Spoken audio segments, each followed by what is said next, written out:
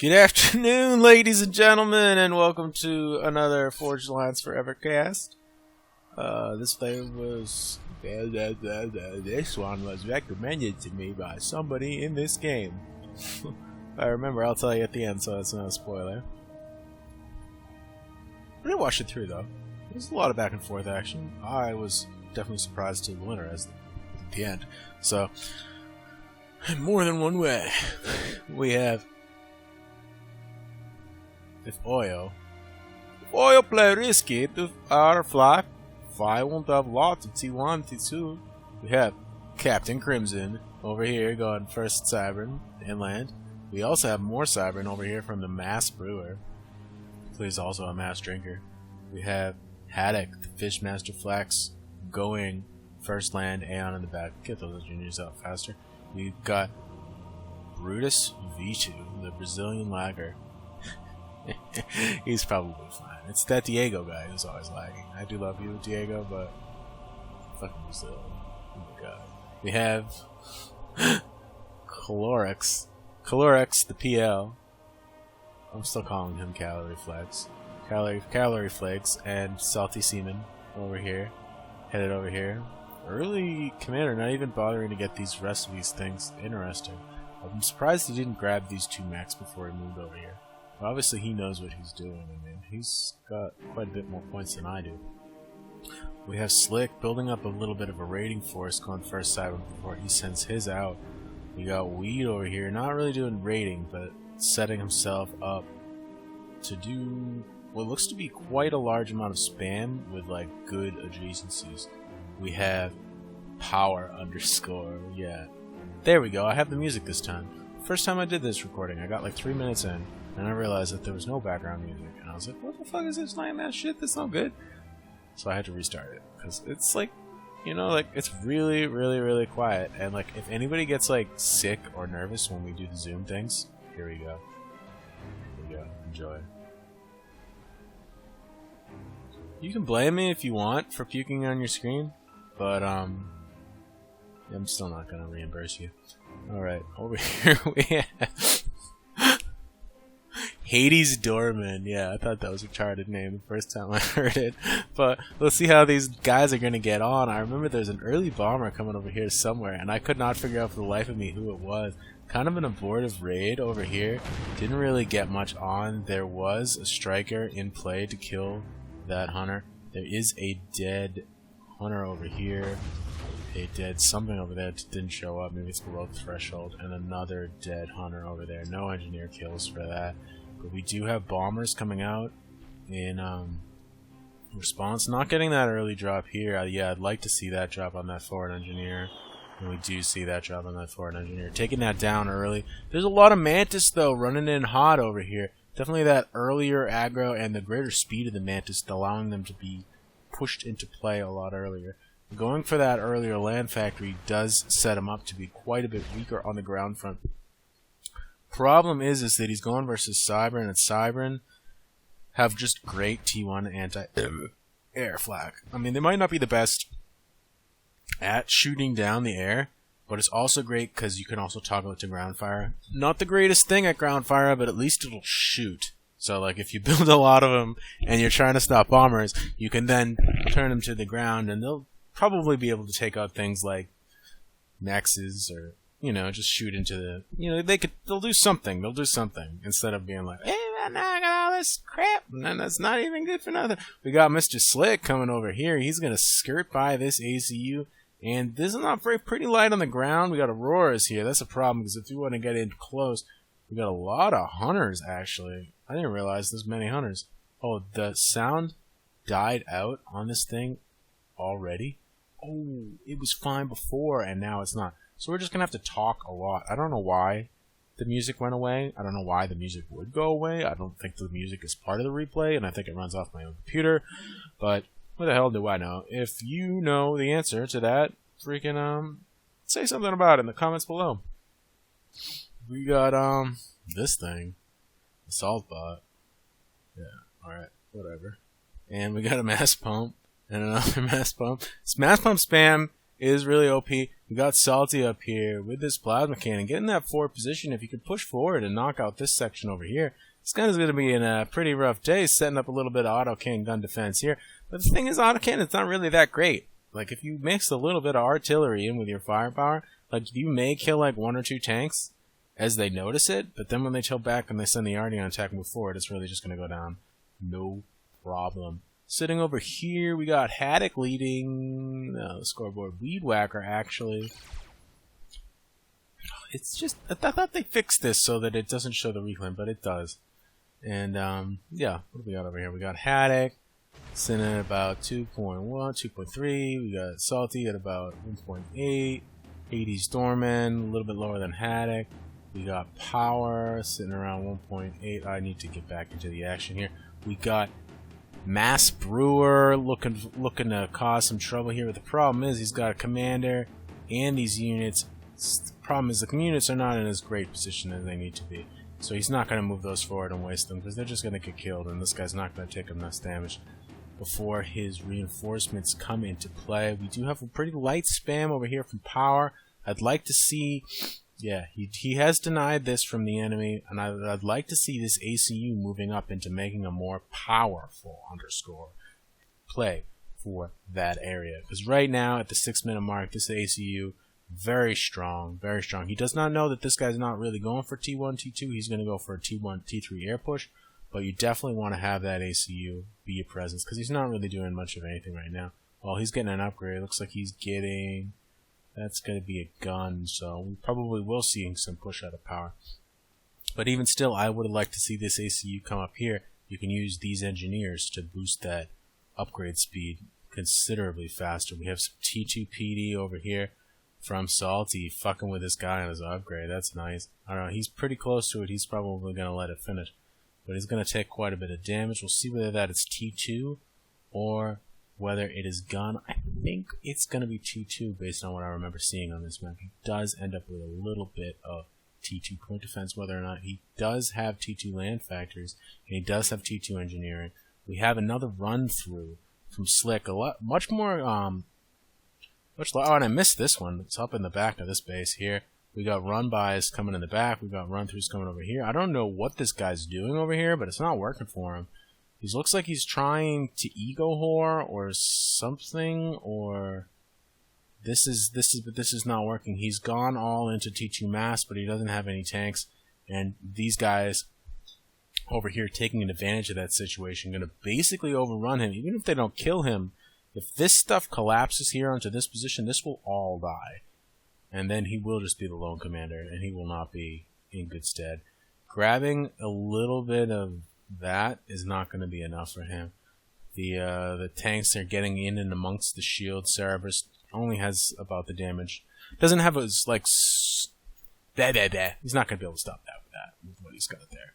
He's probably going to lose all of this. Over here, though, we do have a significant amount of force build up here for Captain Crimson sweeping in through the north. Whether or not Power is going to be able to hold on to this, we'll see whether or not this is kind of like a rotary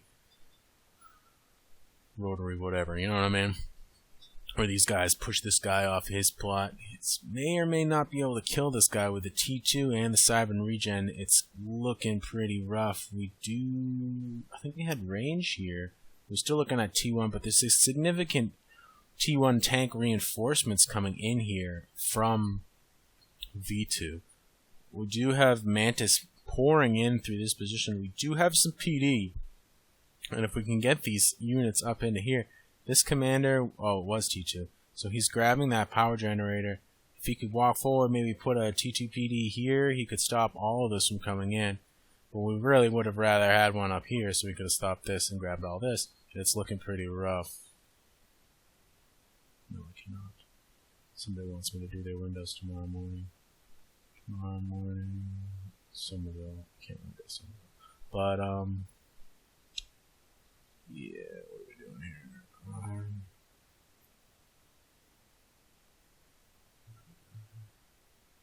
Oh, in the middle of cast. Alright, we have... Let's put this away so it won't bother me. And then we have... Sorry. Just thinking about the wrong things here. We have this guy headed forward over here with the tanks. We got a few jesters. Not going to be strong enough to take this guy out. Not with that T2, not with that AK. Hell, they need to take out these mass extractors and get engineers in there is what they need to do. This commander needs to just run up to about here, set himself up some T2PD, take control of this reclaim. So those Auroras are just going to basically, I think, be one-shot by the Triads with pretty decent firing rate. Yeah, taking out those Mantis. Still looking at just T2 on that commander. Losing some of his back mexes over here to this run by. He's having trouble over here. We need to see some, maybe like, I don't know. We need to see something. Weed not doing so great. It looks like he's in the air a little bit more than the ground. Needs to, yeah, he's looking to push these guys off this position over here. These Aurora is going to be able to defend at this point. We're just looking at Artie. We're looking at a large mass of T1 from V2. Slick's going to need to step up his level. He can't just send Mantis. It's not going to break this guy. He's just going to feed him at this point. We do have Cerberus going up for Coralex, Calyrex, or Calorie-Man. This is why we need to see these guys go down. We need to see this significant amount of mass coming out of these mass extractors right now. This is basically all he has. If he can take down these two mass extractors, yeah, that's gonna be significant loss of eco here for Coralex. Because then he's gonna have no mass extractors. At 56 mass, I need to see that go down. We need an Artie shot just to land there, and then we have what we need. Coralex going down to just that one mass on his commander. If we can push, yes, this commander into here, set up some Triads here, set up some reclaim, boost his mass income, get some of those mass extractors, possibly up to T2. We do have T2. We got 60% to T3 on the field. We also have T2 not going to T3 as of yet for the Doorman.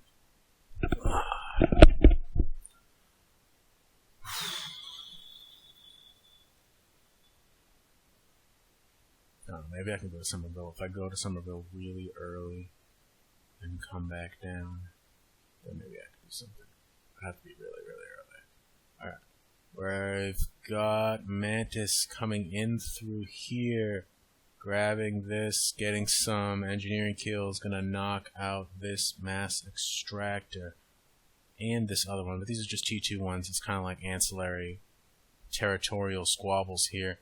Sending the Jesters forward. They're not really going to... This is not enough Jesters to take out a commander in any appreciable amount of time, especially if you don't have an air response, which you will have an air response. Not a lot of air, but we needed a little bit of coordination with Hades' domain. Perhaps if we sent all of this air together with the air from Hades' domain, we would be able to take this guy out. Jesters coming in, still 4 Jesters sitting at around 9k. He's melting, but the Jesters are starting to fall here. The Burstmaster goes up, and that's gonna really be it. This guy escapes with about 1700 health. If he could have saved up a few more Jesters, perhaps he would have been able to make it happen. He needs to transition away from Jesters at this point. He's not going to have any more headway with that approach here today. Setting up a little bit of a skirmishing defensive position here. We do have Oblivions, and we do have that Aeon TMD is basically just going to nerf all of those MMLs. We need to take a step back here, secure this position. We have map advantage, perhaps allow Slick to send some of his forces this way to assist Weed on this front. We're looking at Hoplites here. Not the greatest defensive units, which is a problem with Hoplites, is they can be really good at raiding and softening them up, but if their troops are just coming at you, it's pretty rough because you can't really hold the position. It's like your horse archers, you know. You win by kiting, so you're not a very good defensive unit, which is what he really needs right now. Perhaps we could see some sort of Rhinos or Wagners play. Weed goes down. Ooh, and I saw that when I watched through, but I don't know what killed him. It had to have been Tax. Yes, Tax. There's Tax up here. Must have killed him. We got some TMD over here, but we had no TMD for the Weed Whacker. And the Weed Whacker got Weed Whacked. But here we go. Oh, a little bit of swing, bada, bada, boom, boom. He's not going to be able to break through here. We need to see T3 before we can break into this base over here. collapse engineers towards this direction. We need to see something. We do have power holding up against Captain Crimson for now. But we do... There's a lot of Mantis over here. It's like a Mantis-Mantis struggle. But the problem is, like, as he makes headway, we just see more and more Auroras over here from the other side. We do have Hoplites, though, from Slick moving in, taking their vengeance on those Auroras, able to outrange them. And I believe they one-shot Auroras, and I believe they also have splash damage. It's hard to hit more than one Aurora with a Hoplite, but it's not a ton of splash damage. But it's definitely nice to see. If we could get staggered strikes, we do have strats coming inbound, though. This is looking like dark times over here. We have the T1 interceptors. We have a few flaks. We have a few skyboxers, but they're getting the turn. He's going to take down that one, but he's not going to... Is he going to be able to dodge? He does get one dodge off here, but then there's a third one. Does not get the dodge. Salty goes, along with a significant amount of eco here. Salty's sitting at about 147 or so. But all that's gone now. All that's gone. There's going to be a considerable amount of reclaim on the field for Slick here, but he lost all of these forces, and now he's in a position where he just had these engineers on the front, and he just had this stuff over here. We're going to see if he can hold on to this front here, or if V2 will be able to push through here, grab this land, and start to punish these guys. Because if he can push through here, get his engineering, I don't think Calorix is really going to recover at this point. He has no max, he has no eco, he's had no max, he's had no eco for quite some time now. So he's basically just a wandering overcharge, which can be very useful for holding a front, especially against higher tech units in lower densities, but that's only going to be so good for so long. We do have the Cybran TML launchers, the second battery headed in here. The TMD almost takes him out. Power narrowly surviving there. We have Auroras moving in here, hot on the tails of the destruction of Salty's army. But Slick, does Slick almost have T3 land? We do have T3 air from Hades Dorman heading up the field. There's a large amount of ASF. We have local air superiority. We do have T2 gunships from the Aeon player up here. No resties as of yet, so he's just focusing on perhaps sniping some units that are, out of position. This is almost enough for a snipe, but not with the ASF on the field. They're just not going to last long enough. We have a serious lack of anti-air. We have one Burstmaster. That's not going to be enough to take down these ASF before they just neuter this Air Force. Definitely took a few losses from the flak, but the amount of kills that he got were just totally worth it. He needs to get out of here, because at this point those ASF are just dying. Interestingly enough, we're probably seeing a lack of radar coverage over here from these guys, unable to see that these are gone, unable to see that there are no forces over here. We for this side, we do have significant radar coverage, able to see deep down into the enemy backside. So this radar coverage and intel advantage for the southern team, allowing them to be a little bit lighter with their forces and perhaps be a little bit more aggressive with the forces that they do have, and not having to worry so much about defending this territory over here. Slick slowly sending his engineers over to grab this area. Thankfully, V2 not waiting for radar and just sending some units over here anyways, because you really ought to, and you can't just let Slick just grab this with no punishment. We do have some shielding up here, able to afford himself a degree of protection, as well as these zappers. Pretty strong TMD, but I believe that they are out of range. One of them's going to get through a firing cycle. I don't believe that that's enough to actually take down the shielding, though. That's a problem. We do have T1 and some T2 from Power headed in amongst these commanders right now. Commanders looking in pretty dire straits and right now, taking down the... Oh yeah, this commander going pretty low here. If they could spread their fire out a little bit more, they'll be able to take out both of them. We got Captain Crimson headed low. We got Strats over here, so even if they do survive, I don't think they will survive for long.